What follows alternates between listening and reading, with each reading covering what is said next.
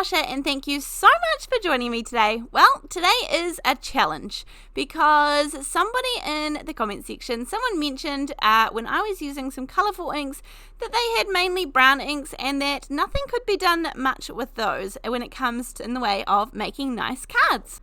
So here I am, I'm up for a challenge and I'm looking for the brown things that I have. Now, when it comes to inks, this is all I could rustle up. I have the dye ink from Simon Hurley. I have vintage photo distress oxide. I have the big VersaFine Clair Pinecone ink, and then I found these two little inks that I weren't even sure had ink in them. And then I have, of course, my burlap ribbon. Now I have the Harvest paper pad as well. And at this point, I don't even know what colours these are. So this one is the vintage sepia, these little 1-inch VersaFine inks, and the other colour is toffee. And then I thought I would sort of swatch all of these inks together, see what I could choose when it came to brown inks. And then I also have the grey Morning Mist that I thought I would try out. And then there is I think it's called Smoky Grey, which was basically black, it looked to me. So this is what I'm working with. I wouldn't say it's a great range, but it's a range and we will make anything work.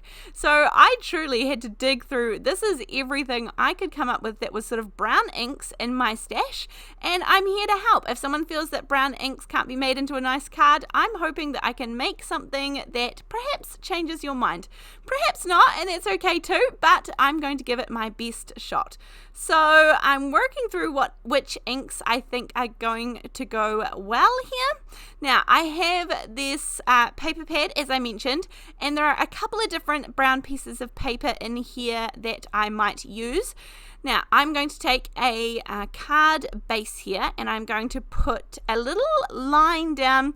This is not measured. I really just used a ruler's width for me to be able to see how much, just sort of a guideline. This will actually be covered so I won't have to rub it out, but it will be a guide for me where to stamp to. Now these are the Skeleton Leaves Mini from Gina Designs.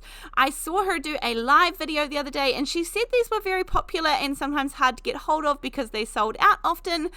Little did I know. I did not know that. So I will link these down below and hopefully they will be available. Now, I really need to test these and see how they're going to stamp. Often, I will not really stamp with Distress Oxide inks because I usually don't get the best impressions, but I got a gorgeous impression with this one. I like the toffee colour of the ink, and I also like the stamped off version of the Distress Oxide too. So I quite like that, and so it's always worth getting a second generation of stamping and seeing what that might look like too. So I've gone with the Distress Oxide. This is Vintage Photo. It is the only brown ink in Distress Oxide that I have. I know that he has Tim Holtz has a range of them, but this is just what I had. And I'm using pigment inks. I'm using a hybrid ink. And it does not matter one iota. So use your inks, match them up, mix them up, and I am just going to stamp all of these gorgeous leaves. Now here in New Zealand, we are just about to head into spring. There are lots of little lambs being born all around us, which is exciting, but for many or most of you watching this video, you will be heading into autumn, and so this card is probably really appropriate for you. If I wanted to make this a little more spring-like, I would probably just change the colours, but I think these leaves, you can use this layout in general for any occasion, and I think this looks really nice for any season of the year. But I am going with the browns because that was the challenge that was laid out for me. Now, I know that some may say the toffee is not necessarily a brown. To me, it's sort of a light brown, and I am just using literally what I had. I do not have a big selection of inks at all. I have a very small craft space, so that's okay. This is what I could pull together. Now this is the Magic Messages from Fawn. I got this specifically so that I could stamp on circles, which seems obvious, but I do a lot of little circle focal points, and so there is a whole range of these Magic Messages. There's spring ones, there's Christmas ones, there's thank you ones, there's so I think this might have been the original Magic Messages because there is a range of sentiments, and then there are other themed kind of packets. I will link a couple of the ones down below, but in general these these are just perfect for stamping on circles, obviously. I have cut my circles out using my Hero Arts Infinity circles die set, and that way I can get a circle to match pretty much anything. I have cut out one circle for the sentiment and then one step bigger, and I'm just going to turn this brown. I'm using the same inks just so that I can help it stand up off the page. This is obviously the Vintage Photo Distress Oxide. I come back in here with a little bit of the Pinecone ink, which is the pigment ink, adding it on top of a hybrid ink just to darken it up just a tiny little bit, and that is going to create a little layering circle for me. Then when it comes to the actual card, I'm going to take two different pieces of cardstock here. I think either of these would have worked well and truly. The lighter one or the darker one would have looked absolutely fine. And that is going to cover up the pencil mark, so I don't need to erase that at all as well. Lots of different layout designs that you could have had here. I've gone pretty plain and simple, and I actually really enjoyed putting this card together.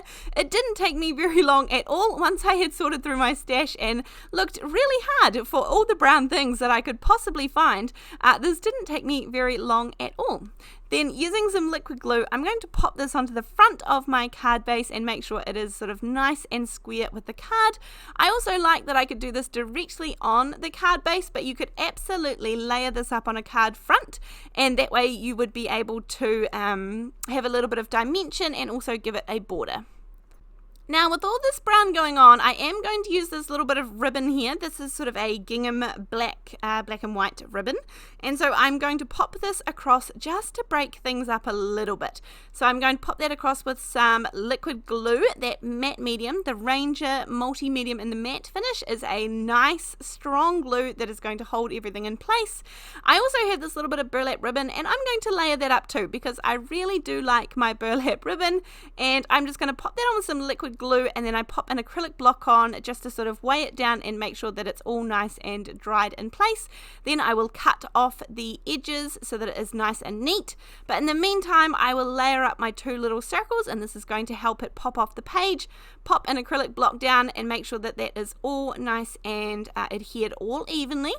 Then once I can cut off the extra little bits of the burlap ribbon, I can layer everything up all together. So I do really appreciate your comments. I appreciate that you take the time to write them down below. I love reading them. It's something that gives me so much joy. I truly do appreciate that you take the time, because everybody has very busy lives these days. And if you have recommendations or requests or things that you would like me to try or see if I can figure out, then go for gold. As I said, I do my best to see them and see if I can help you out. Sometimes it depends on what I have in my stash, if I have appropriate things. But with this one, I got a little bit of ink on the back here, so I'm just using a sand eraser to take it off.